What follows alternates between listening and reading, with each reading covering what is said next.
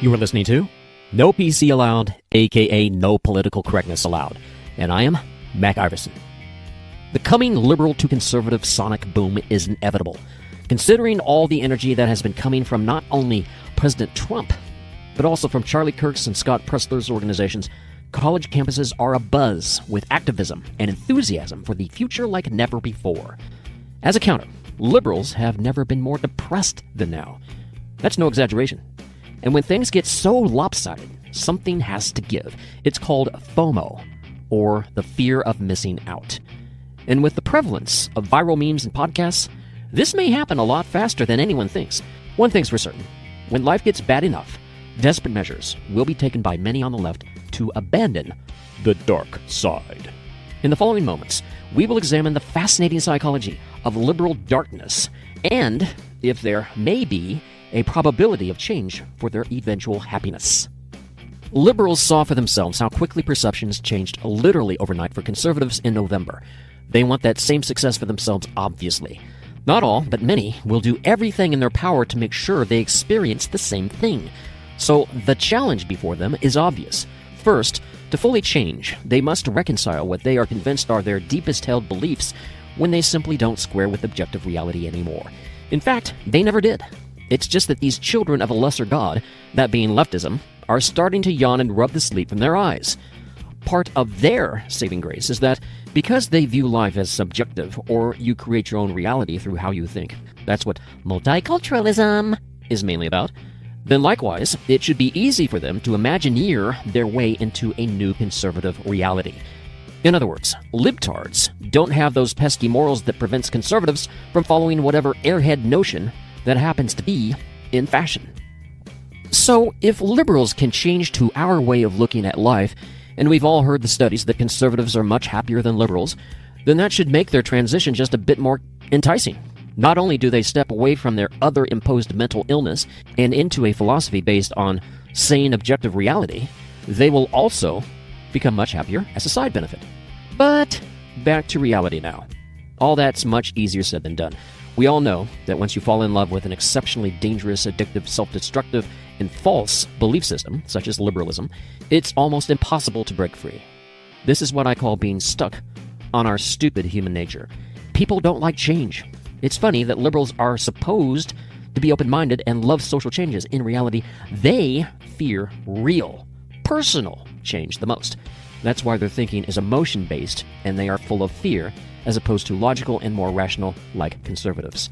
But, again, if they are able to make the leap over to our side, this makes their lives so much easier in the long term, but any major change makes life much more difficult in the short term. Because, as liberals, they never had to agonize over changing their minds about multiples of issues, and that's because they were programmed like lemmings to simply follow the crowd. They simply wanted to have opinions from some bought-off so-called experts provided for them. If they had to examine evidence and use some common sense on climate change, for example, having to actually think about life's macro issues, they would have been instantly, from day one, skeptical and questioning of all these climate change experts, and we would have never gone down the endless rabbit hole that we did, clutching their fake pearls over a little bit of carbon dioxide. What a ridiculous waste of time, energy, and taxpayer money. Conservatives instantly know that science is not consensus from a bunch of sellouts all lining up at the pig trough full of government grants and subsidies. Science is about facts only. That's why the climate change hysteria has finally crashed and burned.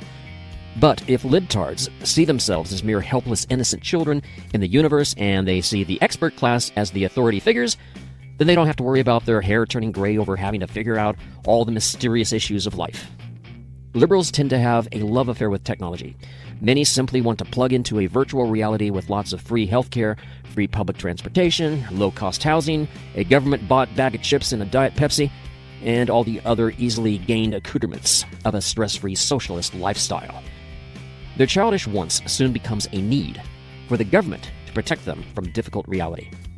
Again, in the past, liberals could actually change on a dime much easier than conservatives because they didn't have to wade through the discomfort of having to sift their beliefs through objective reality. Most of them believe what they believe simply because they've been told what to believe by teachers and parents and the media from when they were toddlers until now. In other words, liberals aren't deep enough to be overly disturbed by the world's events long term. It does not matter that the climate hysteria has collapsed. As soon as they receive new marching orders from the boss man in the fake news media, they're off to the races once again. Instead of believing there are 1 trillion different genders, it could be something else entirely different, but equally as nuts. The reason why the fake media can rely on this is because they will need their useful idiots back in full force eventually to vote the way they are told by the likes of Rachel Madcow and all the rest of the dumb, cud-chewing, overpaid talking head spokeshole representatives of the deep state. And because their viewers lack critical thinking skills or even a reasonable hold on reality, they will dust off their depression and jump back into the fray to do whatever they're told. If the media tells them to be happy, then they will scrounge up enough joy juice to get them through the day, just as long as they vote the way the mafia media bosses tell them to. That is the story of the modern liberal useless monkey. My point is, a large minority will come over from the dark side to being more conservative, but most probably will not, because they will feel they cannot. It will be too much effort for them, or so they will tell themselves. That's because liberals are lazy. Their socialist values do not include a personal work ethic. It's much easier to just rob hardworking Peter to pay lazy Paul. So where does this leave Democrats? They have 2 obvious choices. They either push the woke envelope to even greater heights of stupidity, or they try to put the brakes on the woke stupidity. Either choice has a guaranteed outcome. Again, that being either number 1, further alienation from the coming dawn of conservative reality if they push the envelope towards woke, or number 2, a massive schism and a break in liberalism if the most influential leaders say, wait a second, we've pushed this woke stupidity way too far.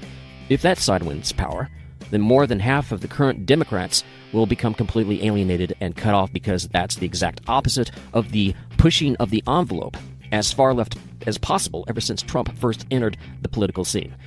Either scenario can only benefit conservative Republicans.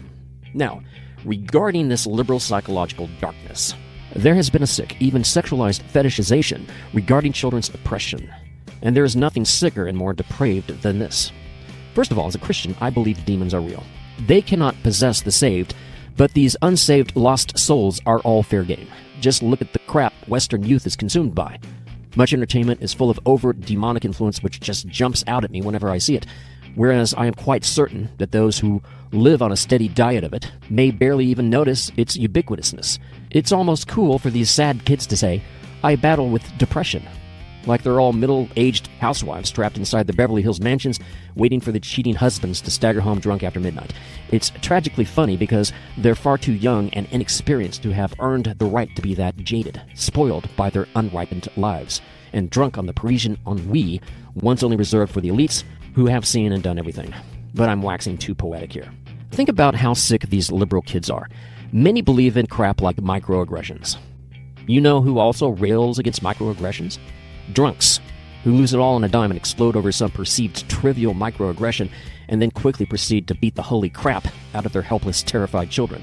Anyone who cowers before any infantile accusation of being called a microaggressor is literally like the drunk's codependent enabler wife who just steps aside and allows this child abuse to grow and fester. Loser lefties find themselves unable to shake off the yoke of extreme hardship in life because they strongly tend to believe in the following 3 outrageous lies that any happy conservative would instantly recognize as childishness in the extreme. These from John Haidt on AfterBabble.com. Number 1, what doesn't kill you makes you weaker.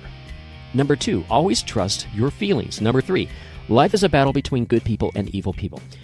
These libtard beliefs should all be seen as obvious foolishness.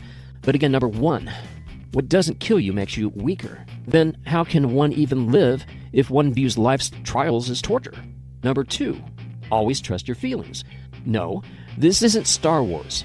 Trust God, the Bible, and your own conscience, and you will be 1 trillion times better off than trusting your feelings. And number 3, life is a battle between good people and evil people. This one's way off. Way off. The assumption is that liberals are good and conservatives are evil. This is why liberals have such massive egos, because their politics massively benefits their selfish psychology. By the way, there may be no good people in the world. I don't know if I've ever met one. Don't get me wrong, there is good in all people, but that is God-given. So, if we're honest, we are all ruled by selfish desires, and that does not qualify to make us good. God is good. The following advice would do liberals a lot of good. In an article on AfterBabble.com by John Haidt, it's important to reframe your emotional response as something that's under your control. Stop saying, so-and-so made me angry by doing X. Instead say, so-and-so did X and I reacted by becoming angry. Same article.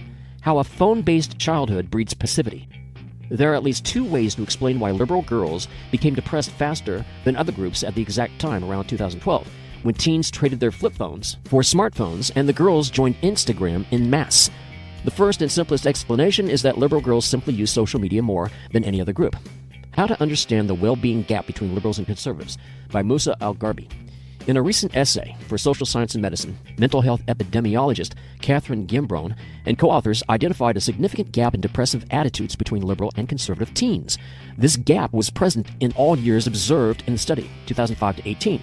It grew significantly starting in 2012. However, as depressive effect unilaterally spiked among liberals, 3 years later, conservatives also began reporting increases in depression, although that rise tapered off relatively quickly while the increases among liberals continued. Other studies have found that people who score highly on dark triad characteristics, narcissism, psychopathy, Machiavellianism, may be especially likely to gravitate towards certain strains of social justice ideology, likewise with many inclined towards authoritarianism. However, positing that the Great Awakening may have influenced levels of reported mental distress seems to beg a more fundamental question. Are there compelling, empirically based reasons to suspect that liberalism does not just correlate with adverse psychological states, but might actually exacerbate depression, anxiety, and other problems among those who embrace it? The short answer is yes. Cross-cultural studies have shown that more liberal countries and more liberal regions within countries tend to have higher rates of mental disorders. It's been theorized that reduced levels of social constraints may be a key factor driving this pattern. In contexts where traditional forms of life, traditional social roles, and social structures are undermined, the acts of self-presentation, self-management, and self-creation become much more demanding and fraught. This, it has been argued, contributes to heightened anxiety and depression within liberal areas, unquote. You don't have to read too much between the lines here to note that if you're free to just do whatever you want, whenever you want, there is an anti-social price tag attached. People are social animals. I discovered long ago it is impossible to be truly happy when you're stone cold alone all the time, unless, of course, your past was filled with psychopaths. The study's obvious conclusion: liberals are far more likely to be depressed, anxious, or otherwise neurotic compared to conservatives. From David Craig in Columbia Magazine, American adults who identify as politically liberal have long reported lower levels of happiness and psychological well-being than conservatives, a trend that mental health experts suspect is at least partly explained by liberals' tendency to spend more time worrying about stress-inducing topics like racial injustice, income inequality, gun violence, and climate change, unquote. This is what I call no shaving cream Sherlock. Notice the fascinating string of the aforementioned air quotes pathologies. Every single one will not add 1 nanosecond of sleeplessness to any conservative worthy of the name. That's because they're all fake. Every single one. Again, the list: racial injustice, income inequality, gun violence, and climate change. In other words, libtards are sociopathologically worried about and completely consumed over not much.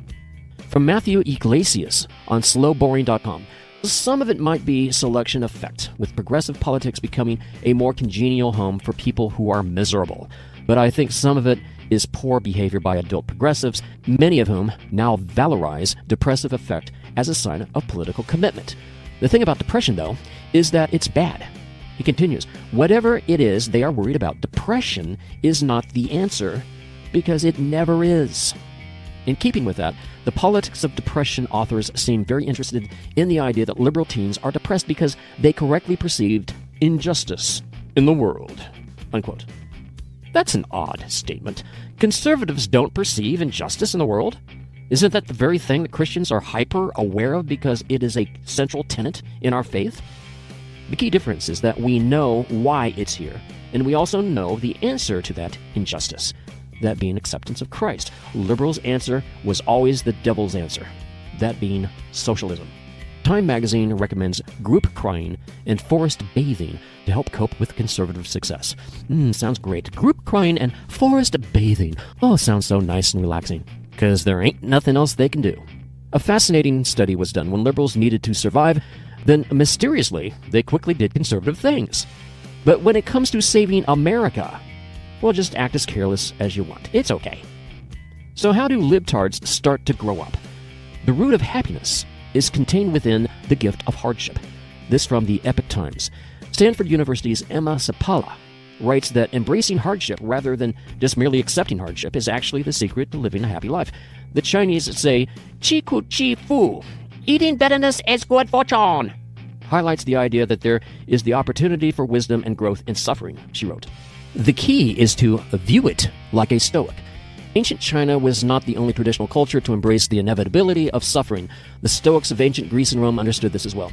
Isaac Wycherley, of the site Unbounded Wisdom, discovered the importance of embracing hardship in order to obtain inner peace. Through experience, he came to appreciate the wisdom of Stoicism as he discovered that no one can escape suffering and hardship no matter how hard they may try. Hardships are therefore part of the flow of life, he said. Accepting them results in inner peace because we'll stop worrying when we anticipate hardships and will never be depressed or stressed when hardships arrive. The article continues, they exhibit many admirable characteristics such as a sense of personal responsibility, humility, frugality, and a strong work ethic.